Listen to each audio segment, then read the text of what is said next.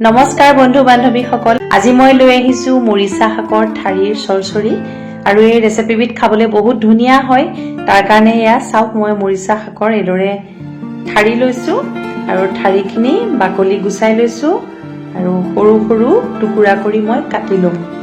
আপোনালোকে নিশ্চয় এইদৰে খাই চাইছে, খুব ধুনীয়া হয়। যদিও আপোনালোকে খাই চোৱা নাই, এইদৰে এবাৰ ৰান্ধি খাই চাবচোন, বৰ ধুনীয়া হয়। এয়া ইতিমধ্যে মই মৰিচা শাকৰ ঠাৰিখিনি চাওক খুব ধুনীয়া কৰি টুকুৰা কৰি এইদৰে কাটি ললো। খুব বেছি ডাঙৰ টুকুৰা কৰা নাই, এনেদৰে কৰিছো। তাৰ লগতে কেইটামান পকা জলকীয়া লৈছো, আলু এটা এইদৰে দীঘল দীঘলকে মই কাটি লৈছো, পিঁয়াজ এটা মিহিকে কাটি ললো, আদা নহৰু অকণমান খুন্দি লৈছো, এয়া সৰিয়হ প্ৰায় 2 চামুচমান তিয়াই থৈছিলো আৰু বিলাহী কাটি লৈছো। এতিয়া মই তিয়াই থোৱা সৰিয়হ কেইচামুচ এইদৰে এটা মিক্সিৰ জাৰত দি লৈছো। সেইখিনি আচলতে মিহি এটা পেষ্ট প্ৰস্তুত কৰি লম। তাৰ লগতে পকা জলকীয়া দুটা দি দিছো আৰু এইদৰে ঢাকনখন বন্ধ কৰি মই এয়া চাওক খুব এটা ধুনীয়া মিহি পেষ্ট প্ৰস্তুত কৰি ললো। এতিয়া এখন কেৰাহী পাতিছো, তাতে মিঠাতেল দিছো আৰু লগতে কেইটামান গোটা জিৰা দি দিছো, শুকান জলকীয়া পকা জলকীয়া এটাও দি দিছো আৰু লগতে অকণমান আদা নহৰু এইদৰে থেতেলি দিছো, পিঁয়াজ কাটি দিছো আৰু খুব ভালকে এইদৰে ভাজি থাকিম ৰঙচুৱা হোৱালৈকে।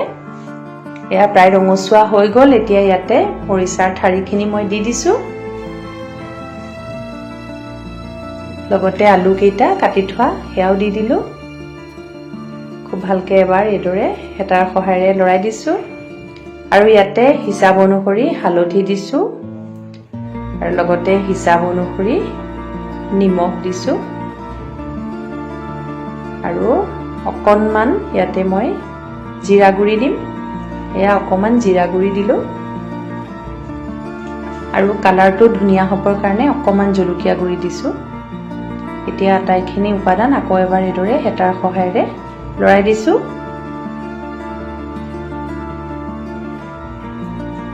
আৰু এতিয়া ইয়াতে যোনখিনি বিলাহী কাটি ৰাখিছিলো, কাটি ৰখা বিলাহীখিনি দি দিছো, পুনৰ এবাৰ লৰাই দিলো। অকণমান সময় এতিয়া প্ৰায় 10-15 মিনিটমান সময় ঢাকোনত ৰাখিছো যাতে অকণমান ভাজ খাব। এয়া প্ৰায় 10-15 মিনিট হৈছে, অলপ অলপ ভাজ খাই আহিছে।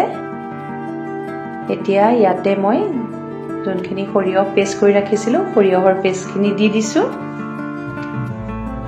এয়া আটাইখিনি সৰিয়হৰ পেষ্ট দি দিছো, পুনৰ এবাৰ লৰাই দিলো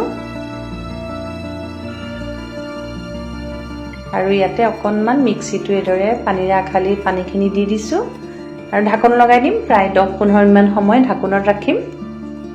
এয়া লাহে লাহে উতলিবলৈ ধৰিছে। এয়া চাওক আমাৰ মৰিচাৰ ডাঠাখিনি খুব ধুনীয়াকৈ এইদৰে ভাজ খাই আছে। এয়া ইয়াতে অলপ এতিয়া গৰম পানী দি দিছো, যিহেতু মৰিচাৰ ডাঠাটো অকণমান টান হয়, সময় লাগে সিজোতে। পুনৰ এবাৰ ঢাকন লগাই দিছো। এয়া প্ৰায় 15 মিনিটমান সময় হৈ গৈছে। এয়া চাওক আমাৰ মৰিচাৰ ডাঠাৰ চৰচৰি, ঠাৰি বুলিও ক'ব পৰা যায়, ডাঠা বুলিও কয়। এয়া চৰচৰিখিনি প্ৰস্তুত হৈ গ'ল। এতিয়া মই পৰিৱেশন কৰিম।